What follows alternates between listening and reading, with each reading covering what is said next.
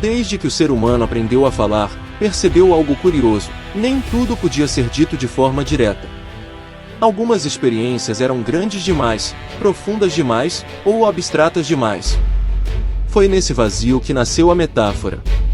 Ela surgiu como uma ponte invisível entre o que se sente e o que se consegue explicar.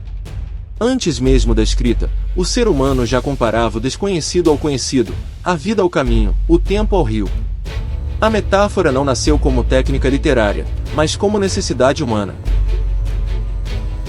Nas civilizações antigas, as metáforas eram mais do que figuras de linguagem. Elas organizavam o mundo.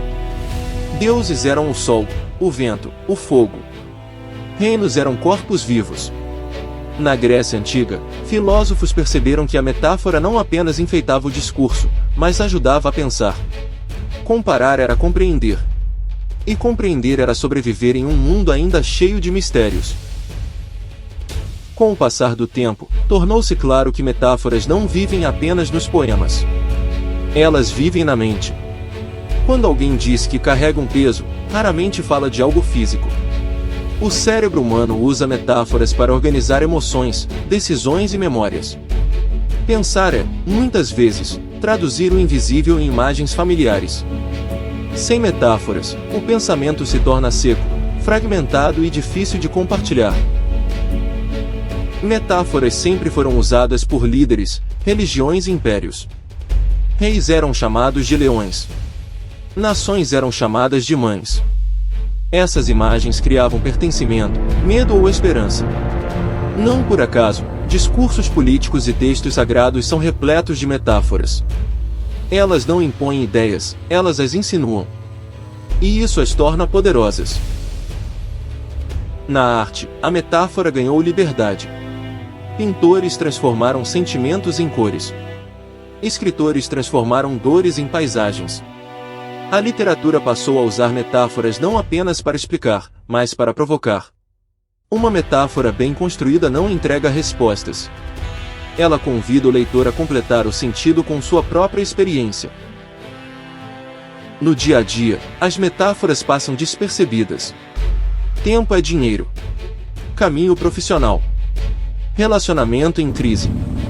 Essas expressões moldam decisões sem que se perceba. Quando o tempo vira dinheiro, ele passa a ser gasto. Quando a vida vira caminho, surge o medo de estar atrasado. As metáforas não apenas descrevem a realidade, elas a constroem. Emoções são territórios onde a linguagem literal falha. Por isso, a tristeza pesa, o amor aquece, o medo paralisa. A metáfora dá forma ao que não tem forma. Ela permite que sentimentos sejam compartilhados sem serem explicados em excesso. Talvez seja por isso que algumas metáforas emocionam mais do que longos discursos. Mas nem toda metáfora liberta. Algumas aprisionam. Quando uma única metáfora domina o pensamento, ela limita alternativas. Se a vida é vista apenas como guerra, tudo vira inimigo. Se é vista apenas como competição, tudo vira disputa. Questionar metáforas é também questionar visões de mundo. Na era digital, novas metáforas surgiram. Nuvem, feed, viral, algoritmo. O invisível voltou a ser explicado por imagens familiares. Mesmo cercado por tecnologia, o ser humano continua dependendo de metáforas para entender o que não pode tocar. A linguagem muda, mas a necessidade permanece.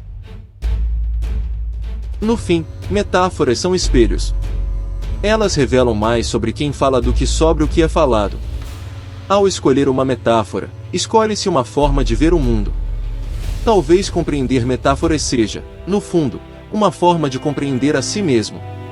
Porque enquanto as palavras dizem, as metáforas revelam.